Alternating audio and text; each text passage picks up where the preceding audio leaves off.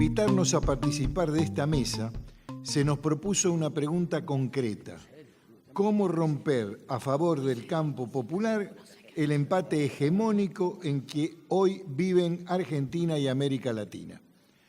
Por supuesto que la pregunta misma supone ya un diagnóstico, el cual se expresa a través de un concepto geopolítico clave, el de empate hegemónico. Asumo ambos, solo que lo haré desde el punto de vista de la otra disciplina al que este mismo Congreso invita, la filosofía. Es mi vocación y mi práctica efectiva en estos últimos 50 años. Solo que no me refiero a la filosofía en general, sino a una filosofía latinoamericanamente situada que se practica en nuestro país y en nuestra región desde aquellos años y que hemos denominado filosofía de la liberación. Esta, junto con la teología de la liberación y las cátedras nacionales en materia de políticas, de ciencias políticas y sociales, una de cuyas ilustres pioneras tenemos el gusto que nos acompañe en esta misma mesa a mi lado, la profesora Alcira Argumedo. Esto ha ido construyendo desde sus diferentes perspectivas y enfoques un corpus conceptual lo suficientemente sólido como para intentar contestar esta pregunta. Y su solidez no le viene solo de lo epistémico, sino de su arraigo en nuestra propia existencia y necesidades históricas, ya que solo arraigado en la tierra y abierto al mundo, algo se torna realmente sólido. Este corpus es, por cierto, muy distinto del europeo y del norteamericano, aun cuando algunos términos puedan sonar iguales. Lamentablemente todavía hoy muy arraigados en los centros oficiales de docencia e investigación, como si fueran prácticas y conceptos universales sin más, lo cual por supuesto no lo es. Desde este corpus conceptual latinoamericanamente situado, abordaré entonces sin más esta cuestión, dado el tiempo disponible. Punto 1. La cultura, campo primordial de disputa. Suele decirse que el pescado empieza a pudrirse por la cabeza, y este viejo dicho popular es descriptivo de una de las mayores causas de ese empate hegemónico en materia geopolítica, tanto como una de las mejores chances a la vez para romperlo a nuestro favor. Tenemos la cabeza ocupada con tantas supuestas verdades, modelos y teorías ajenas a nuestro cuerpo, que éste cada vez nos pertenece menos. Permítasenos graficar con otro dicho popular, español en este caso, esta situación de tener la cabeza ocupada. Hay cuantas cosas que saben la gente de este albardón, hay cuantas cosas que saben, pero cosas que no son. Desocupar la cabeza y reunir el pensamiento con su ser y su estar propios es una tarea político-cultural de primer orden. Es casi imposible en lo económico y en lo geopolítico actuar con una cabeza ocupada por otros y con un cuerpo que patea en contra. Pasando todo esto a términos conceptuales, esta situación de facto, nosotros llamaremos situación colonial a esta de la cabeza ocupada por otro y proceso de liberación nacional y social a la ruptura de esa hegemonía anómala y a la recuperación de nuestra propia soberanía cultural y política.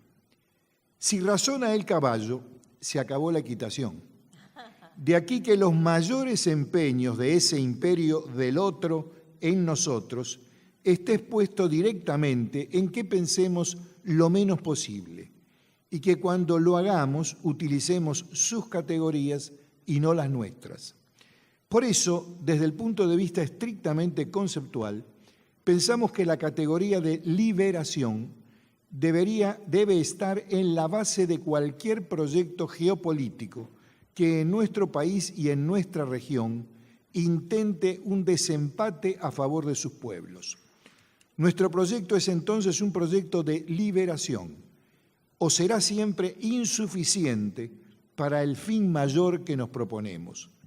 Y este término liberación no dice lo mismo que los conceptos usuales de clara matiz eurocéntrica como libertad, revolución, emancipación, luchas, etcétera, etcétera, sino que dice algo distinto, algo mucho más, y en muchas cosas es mucho más integral aún. ¿Acaso por eso mismo fue y es tan puntillosamente negado, minimizado o reemplazado, tanto en la autodenominada academia como en muchos intelectuales considerados bien pensantes? Por el otro, claro. En lo que sigue, intentaremos precisar la potencialidad del concepto de liberación, indisolublemente unidos a los de pueblo y nación, en perspectiva latinoamericana, claro. Punto 2. ¿Qué es eso de liberación? Algunas pocas aclaraciones básicas. Primero, es un concepto que surge específicamente en el contexto latinoamericano y del tercer mundo, a partir de la segunda mitad del siglo XX, al calor de los procesos de descolonización y de las denominadas revoluciones nacionales antiimperialistas. En segundo lugar, ni en la filosofía, ni en las ciencias sociales europeas o norteamericanas, la liberación tiene mayores antecedentes ni prestigio. Allí los conceptos nodales son, como dijimos, libertad, revolución, desarrollo, modernización, emancipación, etcétera, etcétera. Tenía así antecedentes e historia propia en el terreno de la teología y relativamente en el arte. Punto 3. Por este mismo origen político y social, el concepto de liberación requiere como contraparte inexcusable, para una comprensión más plena, el concepto de dependencia, contra y a partir del cual opera. Punto 4. Precisamente esta dupla dependencia-liberación nace opuesta a otra que daba la impronta hasta que ella nació. Esta otra es las nociones de desarrollo-subdesarrollo, advirtiendo desde el caso del pensamiento de la liberación sobre la ilusión modernizadora que ella encerraba al soslayar el problema básico de la dependencia latinoamericana. Se trata en consecuencia de un concepto esencialmente ético y político. Su fuerza revulsiva en el campo epistémico proviene de ese origen. Lo otro es que la liberación es un concepto típico de la filosofía y del pensamiento latinoamericano contemporáneo, e incluso es así reconocido en el actual debate internacional de ideas. Punto 3 y último.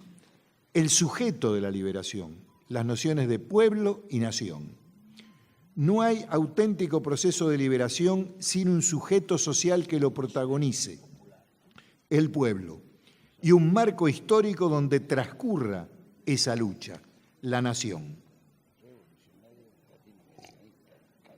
Respecto de estos dos últimos conceptos, pueblo y nación, solo diremos ahora un par de cosas muy básicas en función del tiempo disponible.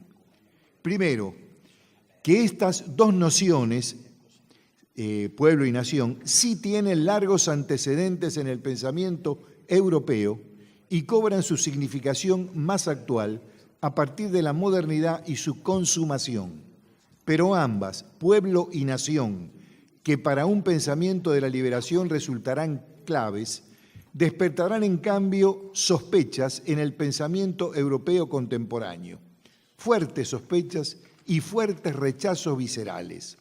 Esto, como no podía ser de otra manera, a partir de su propia experiencia histórica, que por supuesto no es la nuestra, situaciones ambas que será fundamental no confundir, ni mezclar, ni universalizar, lo cual lamentablemente suele ser muy frecuente en los análisis y debates. Punto 2. ¿Y por qué las nociones de pueblo y nación son claves para estructurar un pensamiento de la liberación? Porque estas nociones, pensadas desde nosotros, le otorgan a una filosofía de la liberación las coordenadas adecuadas para pensar su sujeto, aquel que protagoniza la liberación y sufre la dependencia. La expresión pueblo hace referencia al sujeto socialmente encarnado de la liberación y la expresión nación establece el marco histórico-cultural, ustedes podrían decir geopolítico, en que se da la misma. Un proceso de liberación es entonces protagonizado por un pueblo que convive en una nación o busca convivir en ella de manera libre, una vida buena, es decir, digna y feliz.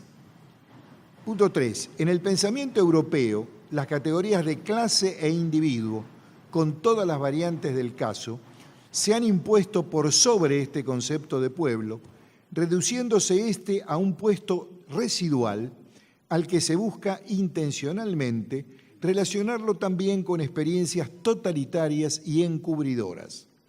Por el contrario, un análisis en términos de pueblo, tal como ocurre en los pensamientos de la liberación, no necesariamente son antagónicas con estas dos nociones, sino que incluso las utiliza y las contiene, solo que de un modo diferente, que no me da el tiempo de explicar acá. Punto 4. Otro tanto ocurre con la idea de nación. Aquí el pensamiento europeo prefiere hablar de sociedad y esquiva expresamente el término comunidad con el cual, curiosamente, él mismo inició su marcha hacia la democracia, la polis griega, siglo V a.C. También liga a esta noción nuestra de nación con experiencias totalitarias suyas, de su pasado próximo, o con expresiones ya superadas e inválidas en una era como la presente. Así será fundamental para un pensamiento de la liberación dejar bien sentado dos cosas. Primero, que su idea de nación nada tiene que ver con aquellos nacionalismos totalitarios europeos. Segundo, que la construcción de la nación capaz de protagonizar un proceso de liberación es un programa todavía pendiente y vigente entre nosotros. Lo nuevo es que ahora ese proceso de construcción deberá cursar en un marco internacional de creciente mundialización, con todos los nuevos desafíos e inteligencias que ello supone. Por cierto que todo esto afecta a la noción de Estado, y en esto nuestra asimetría contemporánea con la situación europea es también notoria. El origen, desarrollo y desafíos de los estados latinoamericanos fue completamente distinto de los europeos y norteamericanos, que más bien actuaron como metrópolis de nuestra dependencia. Pero prefiero dejar aquí para seguir escuchando a mis compañeros de panel.